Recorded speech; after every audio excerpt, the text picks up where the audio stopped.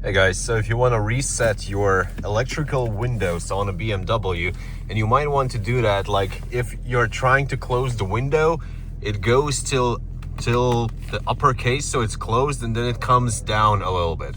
Or the second option is like whatever, you just try to automatically close the window, so you press it and hold, and it goes only to some half state, not closing completely.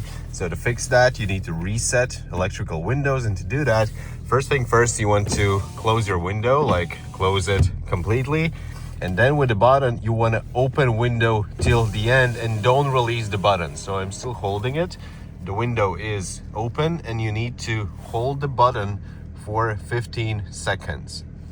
After 15 seconds, close the window till the top, again holding the button, close it till the top, release, and then press this just once to close again. You will hear a click inside the door.